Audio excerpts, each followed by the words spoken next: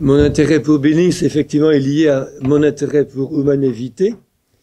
Et j'ai fait venir à Trior, il y a une quinzaine d'années, un ménage de moniteurs de la région lyonnaise pour en parler à mes confesseurs chez moi, ceux qui confessent l'extérieur. Ils étaient une demi-douzaine à peu près.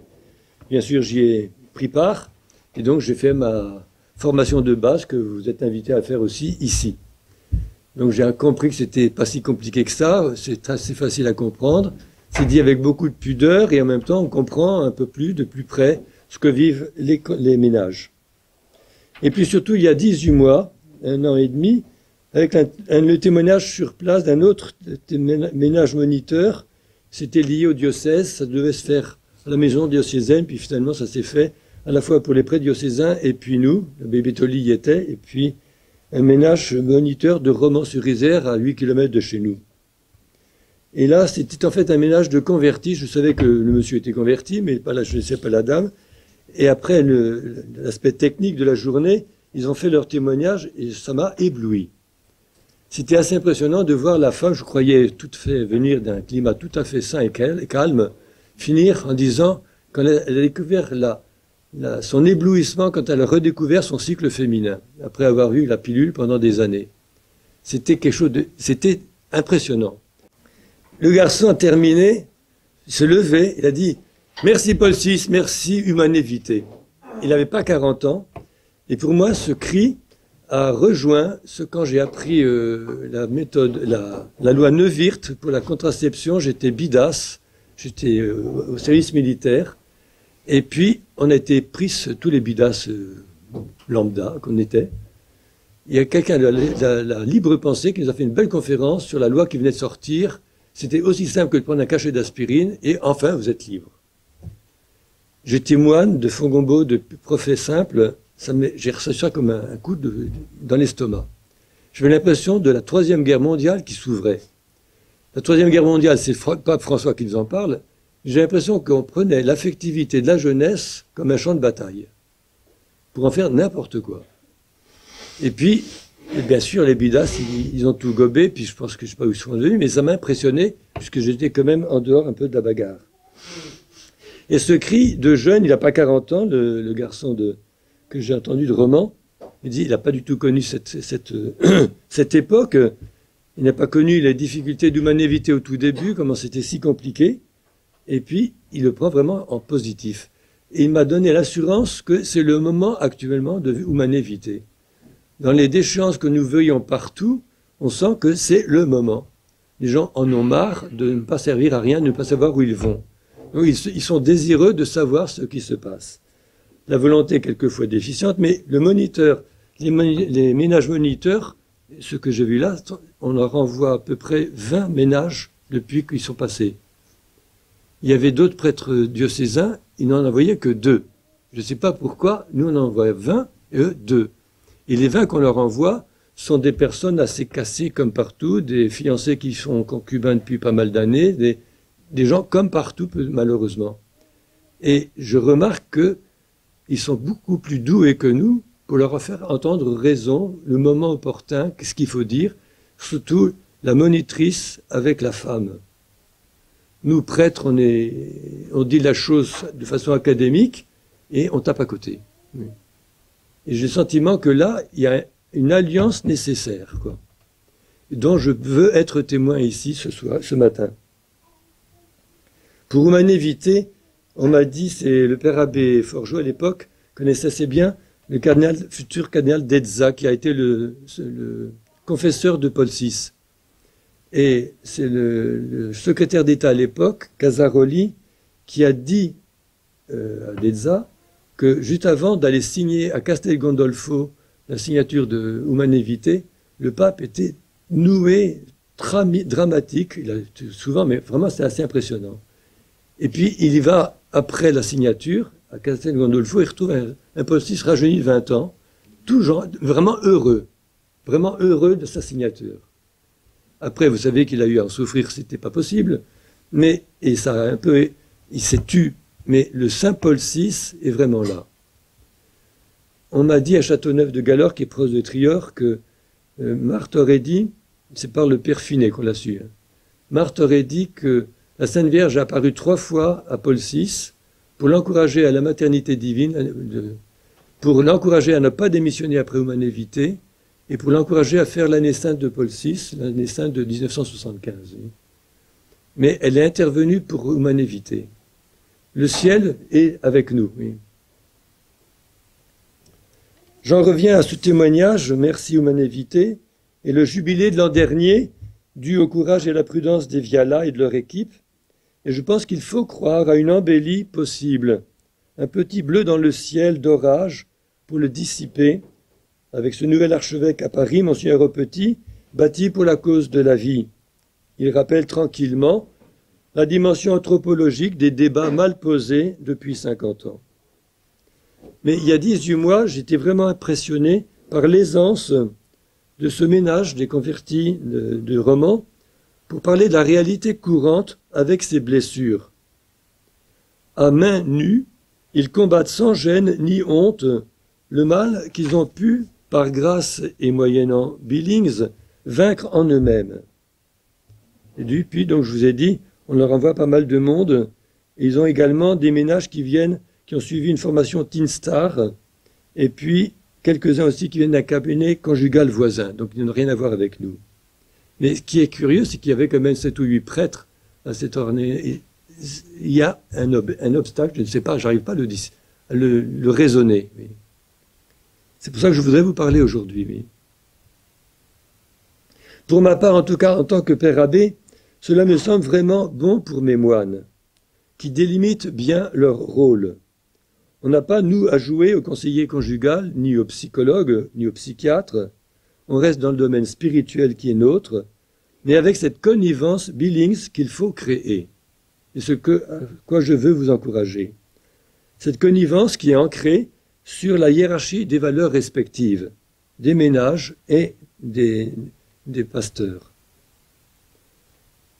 Mon premier souvenir Billings, c'était plutôt BCBG, c'est plus calme, si vous voulez. Il y avait pourtant des témoignages assez impressionnants qui m'ont beaucoup marqué. Et je dois dire que le second témoignage m'a beaucoup plus percuté. Et maintenant, je sens l'abbaye beaucoup mieux en phase avec les rudes situations qui se multiplient. Nous sommes consacrés à l'Immaculée Conception à Trior. Pour moi, ça me dépasse complètement, mais quand j'ai su que c'était l'Immaculée Conception, ça m'encourageait. Je ne sais pas si vous connaissez Dominique Pono, ça vous dit peut-être quelque chose pour certains. C'est un intellectuel assez dramatique, inconverti. Et qui l'Immaculée Conception, vous allez avoir toute la boue de l'univers qui va venir déverser chez vous. Parce que l'Immaculée attire la misère. Oui.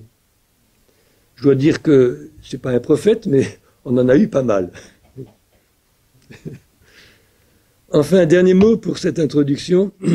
L'actualité dénonce la chasteté sacerdotale devenue hypocrite pour les grands médias du fait de vie double et de plus aux dépens de l'enfance victime. Et cela nous touche de près puisque notre honneur est touché, dans la rue et partout. Ce n'est pas la première fois que la pureté, familiale ou sacerdotale, est ainsi traînée dans la boue. Mais la brutalité de l'agression présente a ceci de bon, qu'elle oblige à aller au fond des choses. Elle oblige à croire, de foi théologale, que l'Église a et aura toujours en elle une indéfectible vigueur de foi et d'humilité. Je souligne ces deux mots, foi et humilité, c'est pas plus compliqué, mais c'est ça. Pour venir en aide aux pauvres pécheurs que nous sommes tous, avant de nous plonger tous également dans la pureté divine venue jusqu'à nous par l'incarnation. C'est ce dont l'humanité a faim et soif, nous le savons. Elle le sait aussi, mais on n'arrive pas à se le faire dire. La divine providence n'est jamais au chômage. Elle est toujours prête à embraser, prêtres et fidèles, du véritable amour qui ne trompe pas et purifie tout jusqu'aux lamentables conséquences de leurs péchés. Preste, chasteté pour soi et pour autrui, martyr moral. Ça a été un des premiers thèmes, une des premières versions du thème qu'on a eu tout à l'heure, et puis finalement sur le papier c'est encore un autre thème, je crois. Donc on sait ce qu'on veut quand même et ce dont on doit parler.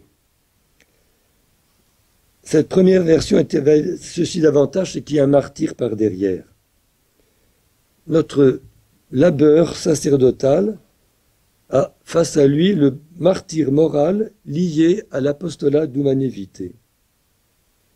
Humanum Vitae a enclenché de la part du magistère un immense chantier où désormais Saint Jean-Paul II s'impose. Dans la ligne de sa thèse de doctorat antérieure, Amour et responsabilité, il a en effet donné un ensemble charpenté sur la théologie du corps, précisant les exigences en même temps que la beauté de l'état conjugal. Cette théologie du corps a été élaborée dans ses catéchèses du mercredi, dès le début de son pontificat, d'entrée de jeu. C'était très impressionnant pour ceux qui ont été témoins. Mais le magistère de Jean-Paul II en la matière, c'est surtout le duo Familiaris Consortio Evangelium Vitae. Je voudrais faire une petite comparaison. En éditant les 3 tomes de son Jésus de Nazareth, Benoît XVI précisait n'engager que sa responsabilité de docteur privé personnel. Jean-Paul II, auteur de Amour et responsabilité, qui n'est pas d'une lecture facile, c'est un docteur privé personnel. Mais par ses catéchèses papales, il incorporait sa pensée au niveau du magistère. Je dirais à la première marche du magistère. Les mercredis, c'est un peu plus qu'une homélie, mais ce n'est pas une encyclique. Evangelium Vitae, c'est l'encyclique. Elle est au niveau supérieur. Il faut donc assumer l'enseignement global de Jean-Paul II de façon bien équilibrée et au surplus, bien sûr, intégrée dans une herméneutique de la continuité. Il y a du nouveau, il y a de l'ancien. Nova et vetera. Benoît XVI le disait à l'Institut pontifical Jean-Paul II pour les études sur le mariage et la famille. Jean-Paul II vous a confié, disait Benoît XVI à l'époque, vous a confié ces catéchèses sur l'amour humain qui contiennent une profonde réflexion sur le corps humain. Conjuguer la théologie du corps et celle de l'amour pour trouver l'unité du chemin de l'homme, tel est le thème que je voudrais vous indiquer comme horizon pour votre travail. La famille, voilà le lieu où la théologie du corps et la théologie de l'amour se mêlent. C'est ainsi qu'apparaît la profondeur de la théologie du corps. Celle-ci, j'insiste, lorsqu'elle est lue dans l'ensemble de la tradition, évite le risque de la superficialité et permet de saisir la grandeur de la vocation à l'amour, qui est un appel à la communion des personnes dans la double forme de vie de la virginité et du mariage.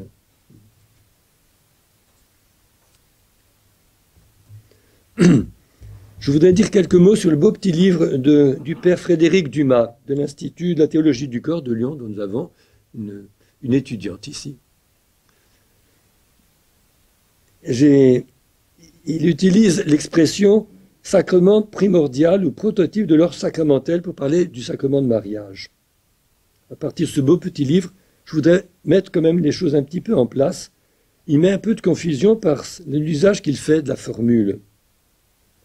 D'évidence, l'expression de Saint Jean-Paul II dépasse le strict cadre sacramentaire.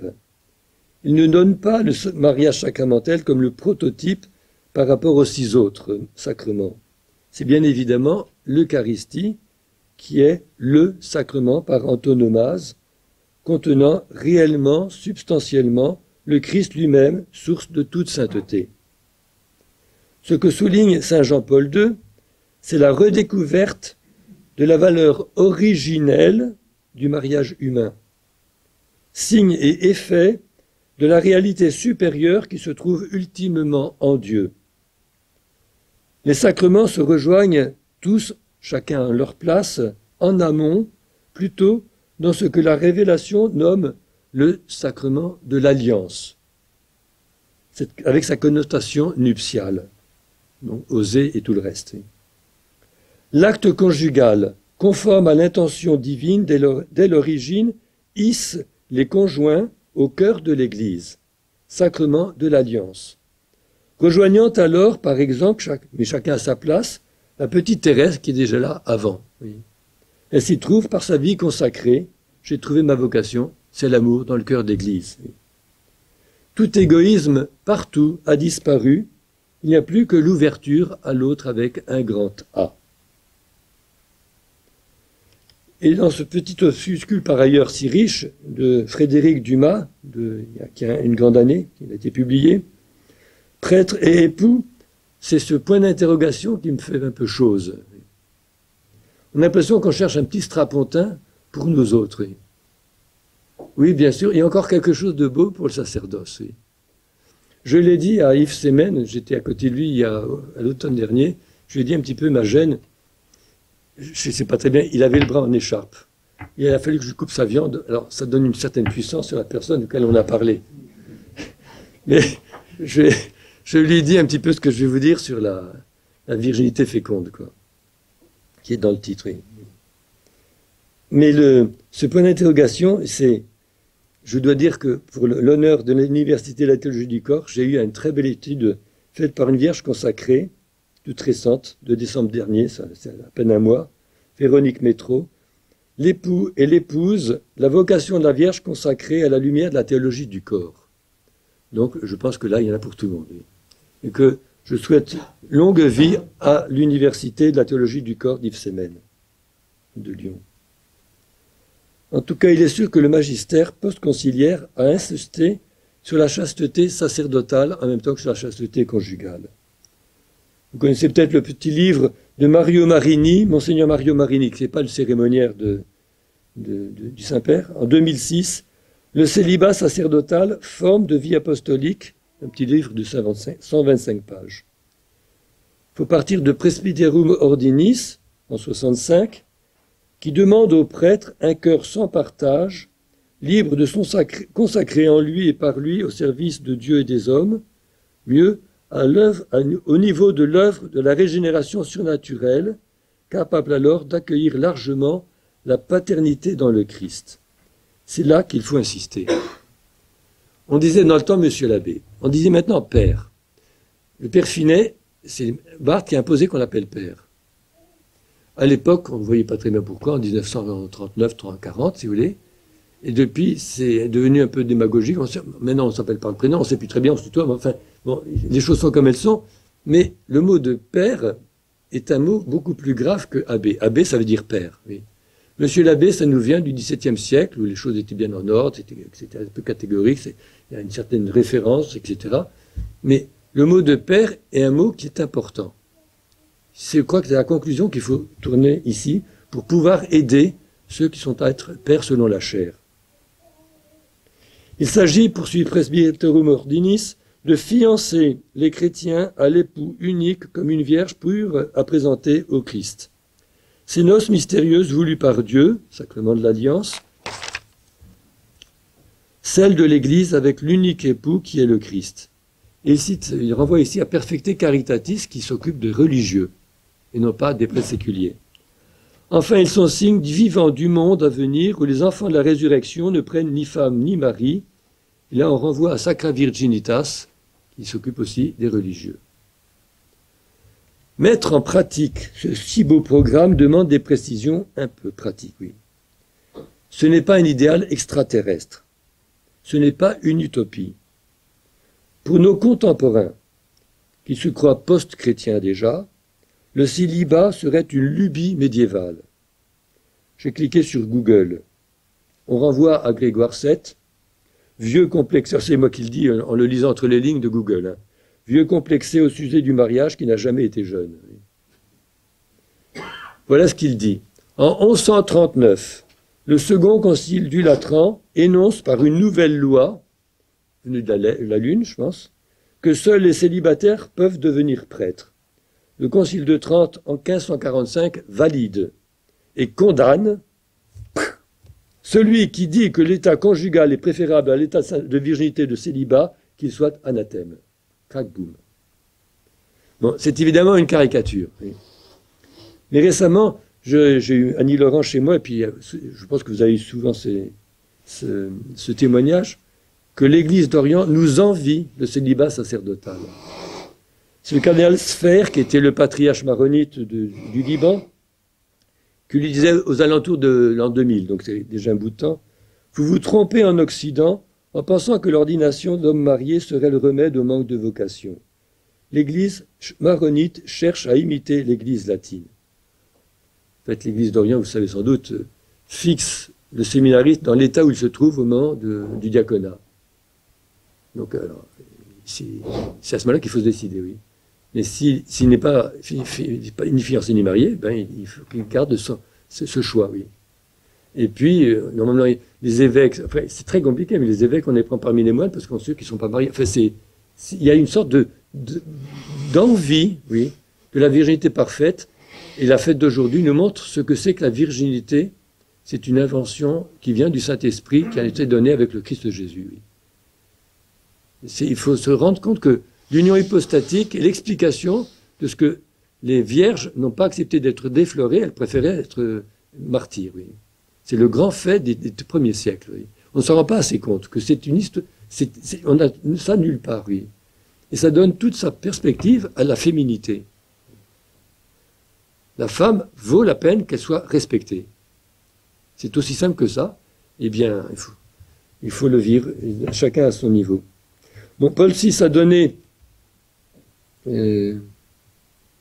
l'encyclique Sacerdotalis Celibatus en 67.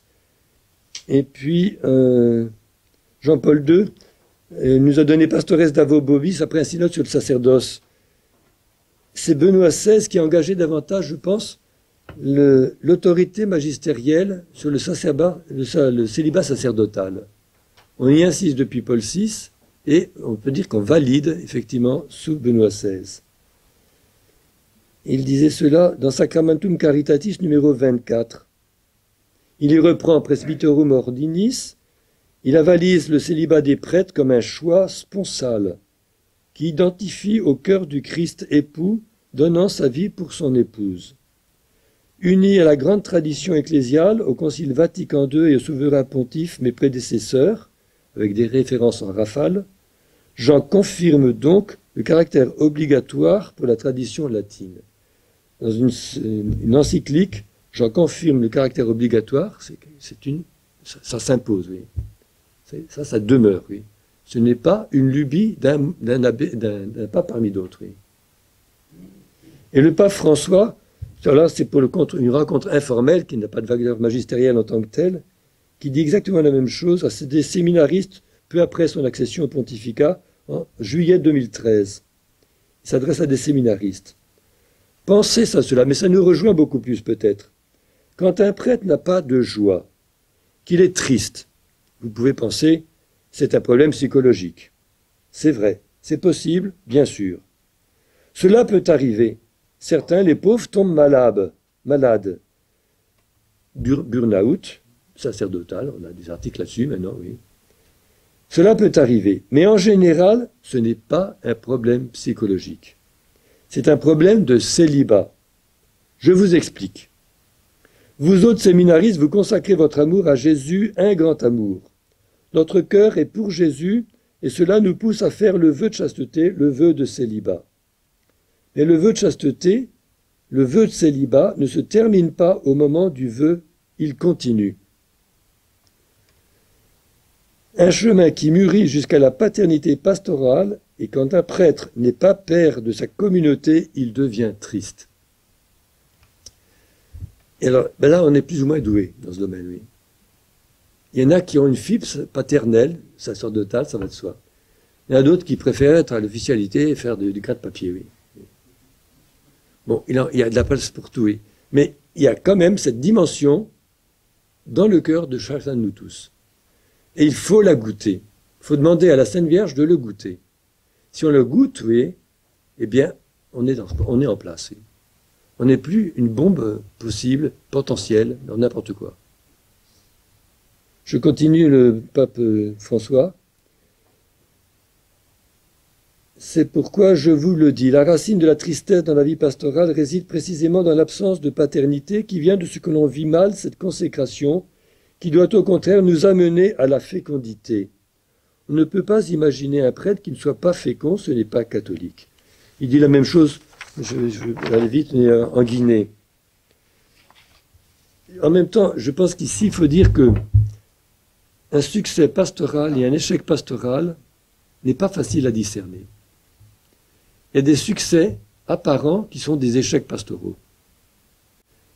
Et en revanche, les échecs apparents sont souvent le vrai succès. En nous et autour de nous. Car autour de nous, il y a beaucoup de souffrances spirituelles et la façon dont nous vivons nous-mêmes, nous donnons l'exemple, encourage dans les catacombes que sont devenues largement l'église spirituelle. Oui. Et puis, je pense que quelque part, ça explose ici ou là. Oui. Il faut nous souhaiter que Humanité devienne sur la place publique. Oui. Cet apaisement, cet approfondissement de tous. Oui. Et j'en viens ici à une lettre du père Finet de 1943 sur ce thème de la paternité. Il s'adresse à un autre prêtre. Bien cher ami, ma pensée depuis hier est sur notre sacerdoce. J'en viens partager fraternellement. Dieu partage avec nous, ses prêtres, sa paternité et notre mission est d'engendrer à la vie divine. C'est une mission paternelle. On nous appelle père et nous le sommes réellement car nous engendrons et nous donnons à nos enfants le pain de vie et la nourriture de l'Écriture sainte.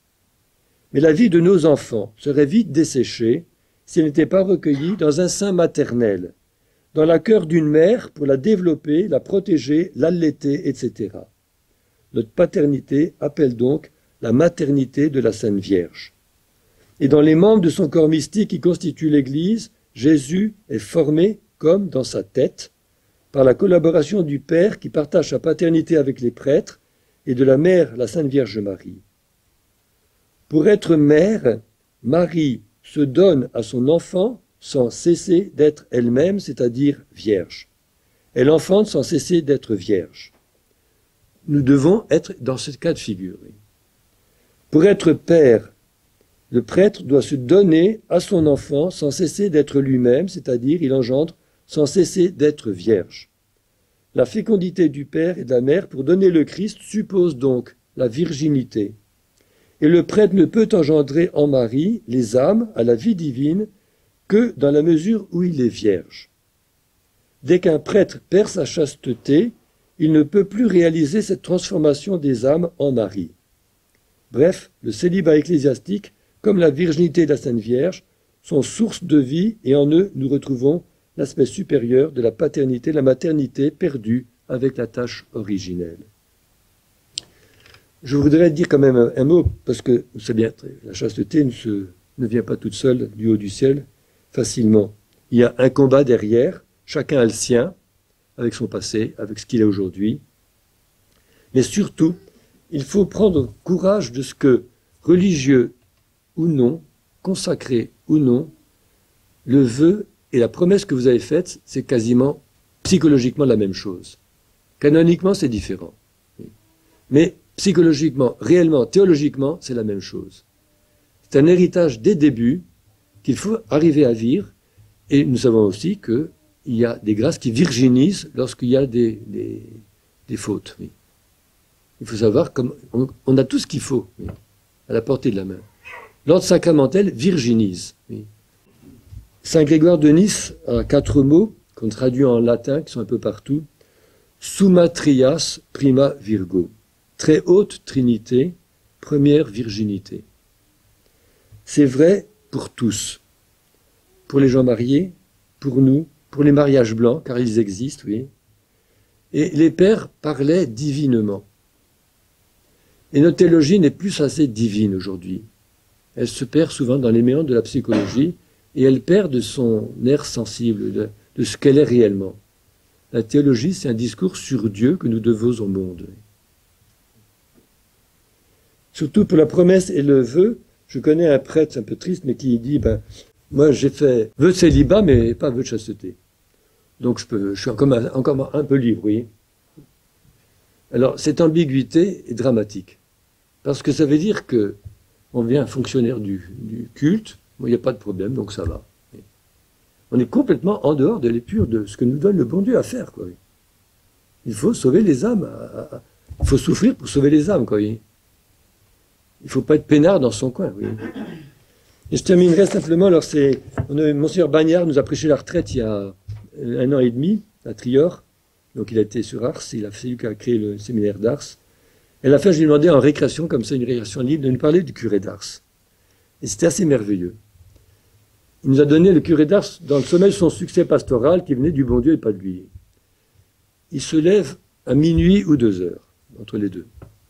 Et puis il va directement sur le porche de l'église, où il y a, là, sur des matelas, une quinzaine de personnes qui sont là depuis plusieurs jours. Ils attendent depuis plusieurs jours leur confession. Donc ils confessent ces vétérans. Et puis, alors il commence comme ça jusqu'à 6h30, il se prépare pour sa messe, 7h, action de grâce, breviaire, etc. Et je l'avais trouvé merveilleux, c'est 8h30, il arrive au presbytère, il trouve un bon bol de lait chaud avec du chocolat. Alors je me dis, ben, il est quand même un peu comme nous, le curé d'Ars. Il est quand même en chair et en os comme nous, quoi. Oui. Et puis après, il recommence sa vie qui n'a ni queue ni tête, quoi. C'est effrayant, d'un bout à l'autre. Et à la fin, après avoir décrit tout ça, je lui ai dit, mais c'est un père du désert égaré dans la pastorale du 19e siècle. Il m'a dit, c'est tout à fait ça. Alors je trouve que le curé, le patron des curés de France et de Navarre et du monde entier, quitte un père du désert qui ne doit pas être égaré, c'est impressionnant de voir qu'on donne comme exemple un père du désert extravagant. Extravagant. Je crois que dans notre vocation, il faut que chacun dans sa conscience accepte qu'il y ait quelque chose d'extravagant. Nous ne sommes pas comme le monde.